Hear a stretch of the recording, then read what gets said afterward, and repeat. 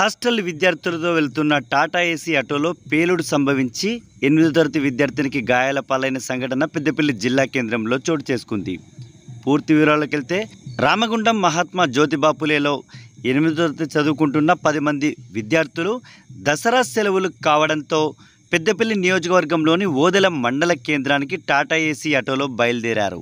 ఈ నేపథ్యంలో గోదావరిఖని నుండి టాటా ఏసీ ఆటో బయలుదేరి పెద్దపల్లి జిల్లా కేంద్రానికి చేరిన అనంతరం టాటా ఏసీ ఆటోలో ముందు భాగంలో భారీ పేలుడు సంభవించింది. రేడియేటర్ అధికంగా వేడి అయి ఒక్కసారిగా పగిలిపోయి అందులో ఉన్న వేడి నీరు ముందు సీట్లో కూర్చున్న విద్యార్థినిపై పడింది. దీంతో 8వ తరగతి చదువుతున్న విద్యార్థినికి గాయం కావడంతో పెద్దపల్లి జిల్లా కేంద్రంలోని కమాండ్ చౌరస్తా వద్ద గల ఓ ప్రైవేటు ఆసుపత్రికి ఆ విద్యార్థిని తరలించారు. స్థానిక వైద్యులు వైద్య సేవలు అందించి ఎలాంటి ప్రాణాపాయ స్థితి లేదని పేర్కొనడంతో ఒక్కసారిగా విద్యార్థులంతా ఊపిరి పీల్చుకొని తిరుగు ప్రయాణం ఓదెలకు బయలుదేరారు.